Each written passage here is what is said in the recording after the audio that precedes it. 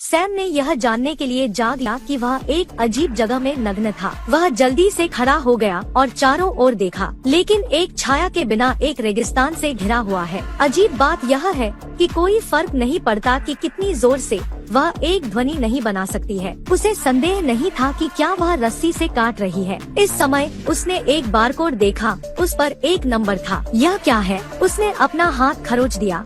अब वह वास्तव में चाहती थी कि उसका पति उसके साथ रहे, थोड़ी देर के लिए आराम करे और फिर वह छोड़ने लगी। उसने सोचा कि शायद जवाब खोजने जा रहा है। अब हम देख सकते हैं कि सैम ने एक बारकोड भी छापा है। लगभग 100 मीटर की दूरी पर उसने जमीन पर एक लाल बॉक्स की खोज की। आसपास किसी को देखकर वह बॉक्स में चली गई और फिर ध्यान से इसे खोले। बॉक्स बहुत छोटा है, ऐसा लगता है कि अंदर शोर है। फिर उसने धीरे से ढक्कन खोला।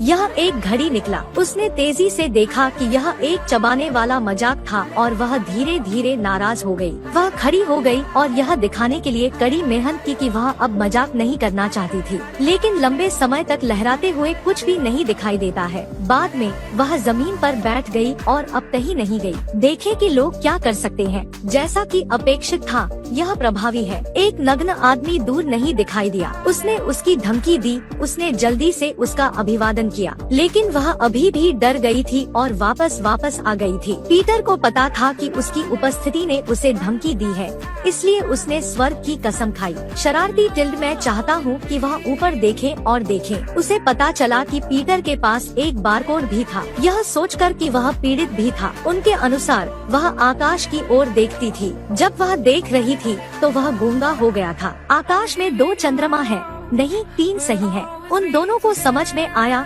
यह एक नया ग्रह था। वे स्वयं एडम और ईवा हो सकते हैं जो भगवान ने लाया है। सब कुछ समझते हुए दोनों को अब शर्म नहीं आती है। मानव आबादी को यही विकसित करने के लिए तैयार करें।